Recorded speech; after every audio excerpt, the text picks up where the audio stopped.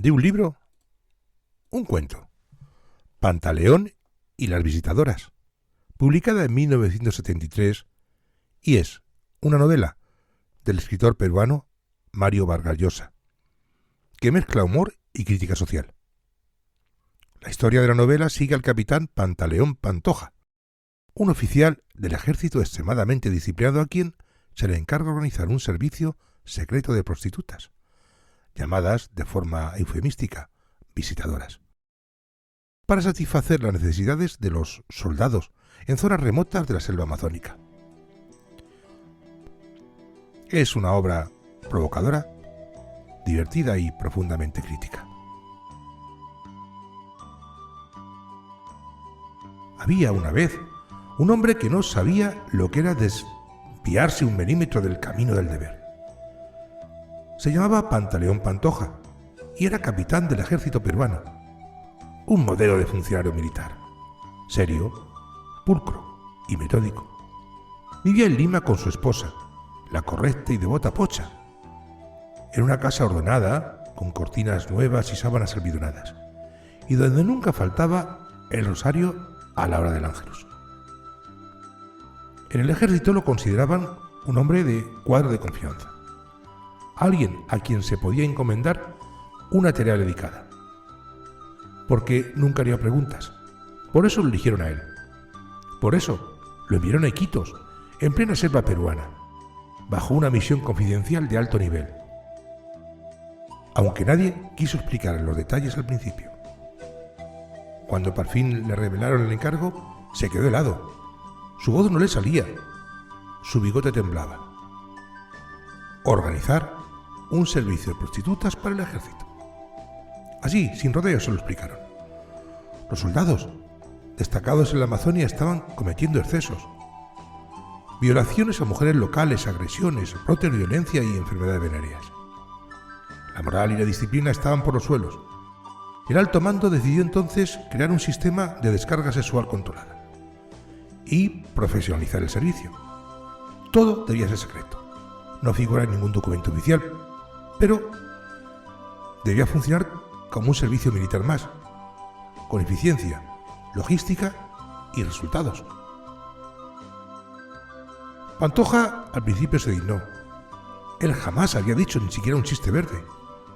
Y encima iba a comandar un ejército de prostitutas.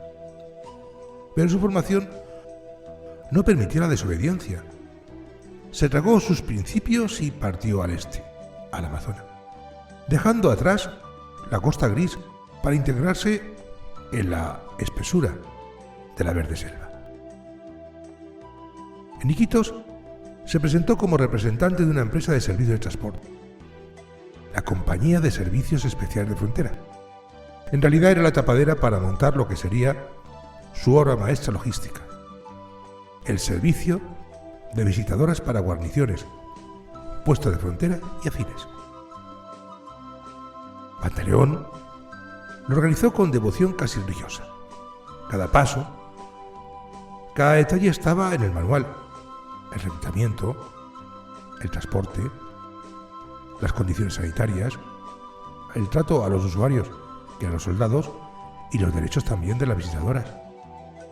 Elaboró rutas por río y por tierra y estableció puntos fijos de atención.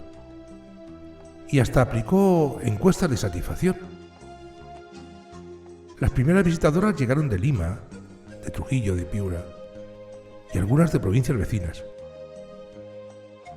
Mujeres de vida dura, pero dispuestas a un trabajo estable, bien pagado y organizado. Cada una tenía un seudónimo, un uniforme blanco con cofia incluida y una ficha médica. El ambiente en el cuartel improvisado de Iquitos era de una extraña mezcla entre burdel, enfermería y oficina. El éxito fue inmediato. Las quejas en los destacamentos desaparecieron, los incidentes bajaron a cero. El ejército lo felicitaba en secreto, pero públicamente seguía siendo un fantasma. Su esposa, Pocha, creyó por meses que trabajaba en una empresa civil. Pantaleón enviaba cartas cariñosas y castas, mientras dormía en un barracón rodeado de mujeres con tacones y cigarrillos. Y no pasaba nada, hasta que llegó ella. Era alta, de curvas firmes y movimientos felinos. Tenía el cabello oscuro y la piel color miel. Hablaba poco, pero cuando lo hacía, todos escuchaban. Le decían la brasileña, aunque pocos sabían de dónde venía realmente. Algunos decían que había trabajado en Manaos, otros que había escapado de un cabaret de Sao Paulo. Lo cierto es que tenía un aire salvaje, indomable y distinto. Pantaleón trató de mantener la distancia, pero poco a poco la brasileña se le fue metiendo en la sangre. No era solo deseo, era algo más turbio, como una necesidad de rendirse. Ella lo trataba sin reverencias, lo desafiaba, le hacía reír, y un día simplemente se dejó llevar.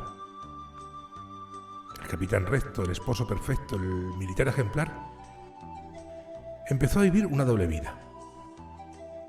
Por las mañanas dirigía un servicio con rigor militar, pero por las noches se perdía en los brazos de la brasileña, entre sábanas sudorosas, mosquiteros y también ron. Mientras tanto, fuera de su burbuja el mundo comenzaba a sospechar. En Iquitos, la presencia de mujeres bien vestidas llegando en lanchas, bajando a bases militares, no pasó desapercibida. La gente murmuraba y los periodistas olfateaban. El más peligroso de todas era Hernando Francisco, un fanático religioso que dirigía un programa de radio popular. Mezclaba sermones bíblicos con teorías de conspiración, acusaciones delirantes y cruzadas contra el pecado. Cuando empezó a hablar del burdel volante del ejército, nadie lo tomó en serio, hasta que tuvo razón. Un periodista capitalino llegó de incógnito, investigó, confirmó y escribió algo sobre lo que sucedía allí, y entonces el escándalo explotó como dinamita mojada. Los diarios hablaban de el ejército proxeneta, del capitán del prostíbulo del bordel patriótico. El alto mando, horrorizado por la vergüenza pública, negó toda responsabilidad y acusaron a Pantaleón de haber deshonrado el uniforme, de montar una empresa privada con fondos militares. Lo citaron en Lima, lo interrogaron, lo humillaron y finalmente lo destituyeron discretamente, sin juicio ni defensa. Se le pidió silencio y él lo aceptó como buen soldado. El servicio de las visitadoras fue desmantelado. Las mujeres volvieron a sus ciudades. Otras desaparecieron por la selva. La brasileña se esfumó como llegó, sin despedirse. Algunos dicen que murió en un tiroteo, otros que se convirtió en leyenda entre los ríos y las lanchas del Amazonas. Pocha, al enterarse de todo, sufrió un colapso, no solo por el adulterio, sino porque toda su vida, su prestigio social, su concepto de familia, se había derrumbado. Pantaleón fue reasignado a un puesto insignificante en una ciudad de montaña. No volvió a hablar de lo ocurrido, no se quejó, no escribió memorias, solo siguió obedeciendo. Años después, nadie hablaba ya del escándalo. Los mismos oficiales que lo usaron ahora lo ignoraban.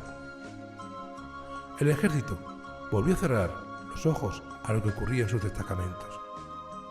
Las violaciones y los desórdenes regresaron, pero ya no se hablaba de soluciones sanitarias, ya no se hablaba de eficiencia.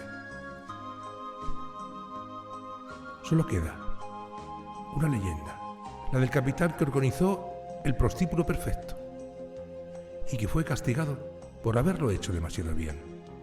Porque en este mundo, a veces el castigo no es por fallar, sino por tener razón antes de tiempo.